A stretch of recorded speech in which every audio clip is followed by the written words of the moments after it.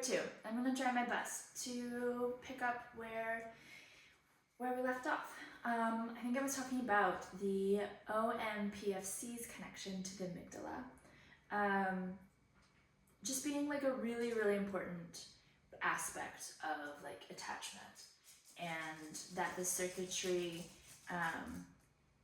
is physically shaped in our early years with our caregivers, and this encodes patterns of attachment throughout like the rest of our lives. And although they're not like fixed and like set in stone, they just like significantly impact the patterns that we then experience in relationships across all of our different kinds of relationships. Yeah. So that like OMPFC and amygdala circuit is like the core hierarchical network for attachment and affect regulation, and is a key portion of the neurostructure for attachment. The automatic nervous system, so sympathetic activation being higher on that side, tends to be where anxious attachment lives, and parasympathetic, especially dorsal, vagal, is where avoidance tend to spend more time in. And so understanding the autonomic nervous system is important. And then we hope in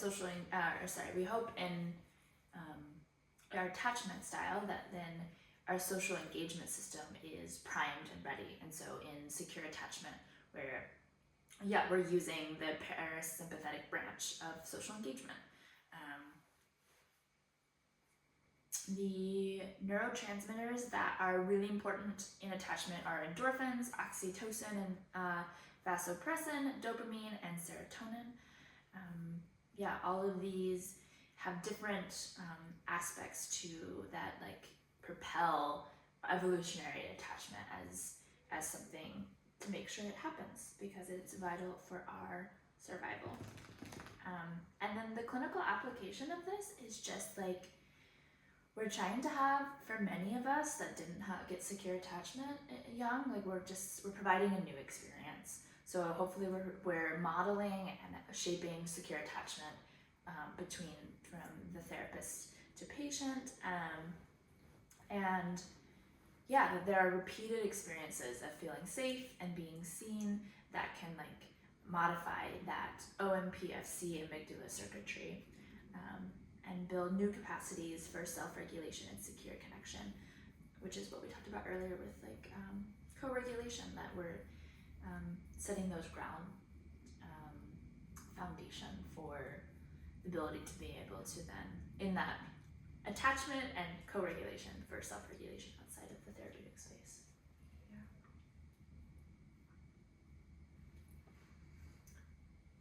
All right, so the last concept is somatic de-armoring, or releasing defensive anatomy and embodied characterological defenses. And the principle is, I'm drawing from what we discussed in class around the charge and discharge cycles, and also that we are segmented beings, so segmentation within a continuous architectural system. And we talked in that regard around like fascia, and how, we are one continuous body, but therein has different segments, and 7 to be exact: the ocular, oral, cervical, thoracic, diaphragmatic, abdominal, and pelvic.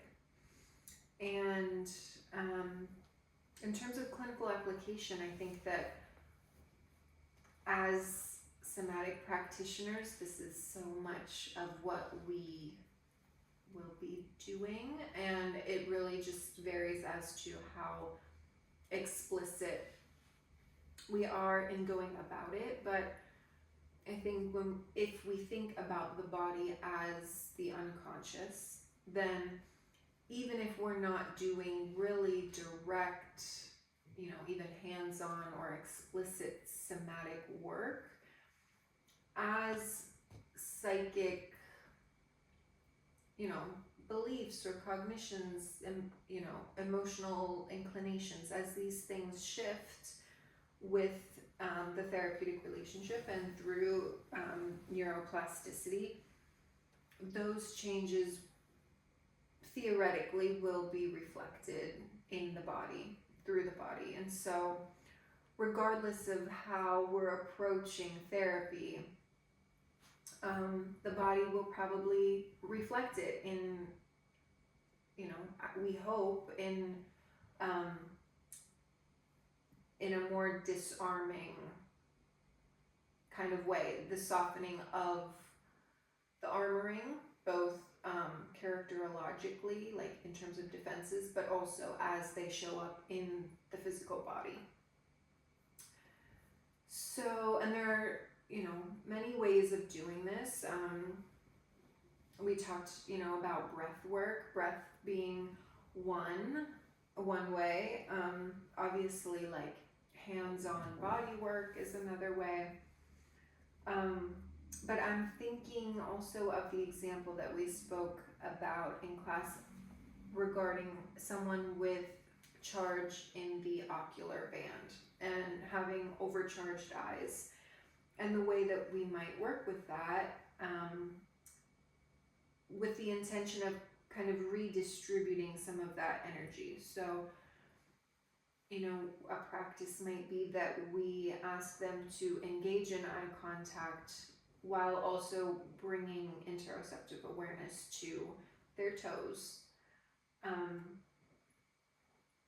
So many different modalities and interventions and ways of working, but ultimately trying to, soften the armoring.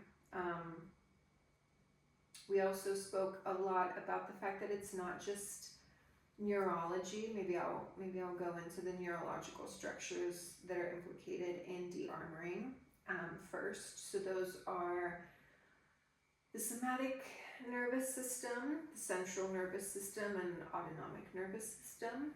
So the sensory and motor nerves of the somatic nervous system carry sensory motor information to the spinal cord and brainstem.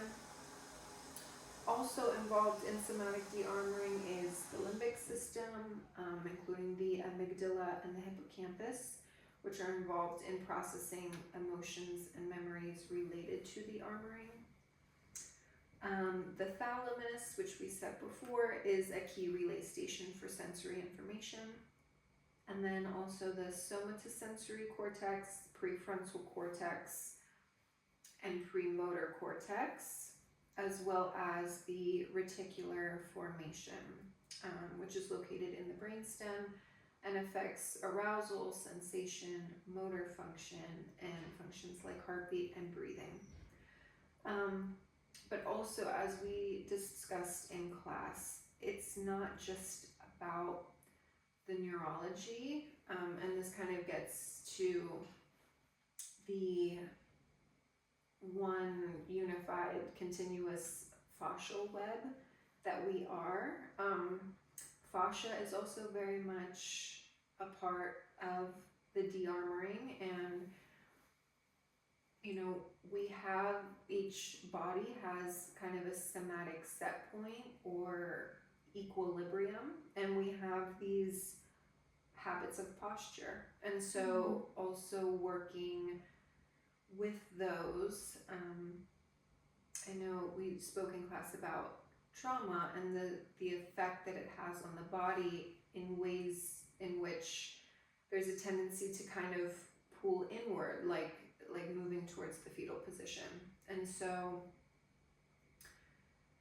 also working clinically to like meet each person and each person's body where they are, and then gently, gradually moving in the direction of opening, softening, and that might look like through stretching, movements, ways in which we can, nurture movement, stretching, shaking.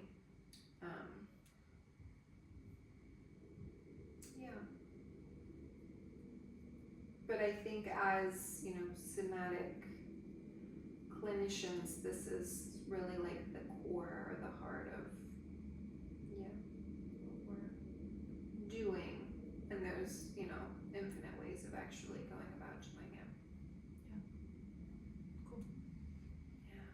This felt like, to wrap it up, I feel like this for this semester was just very much like unfucking the face, which is regularly like, how do we allow that socialized and also then the somatic armoring of like, how do we allow that to like get weird and move and like not just stay in these very particular patterns of tension and tightness Yeah. that protect us, but then also are really hard to live with. Yeah. Yeah. Cool.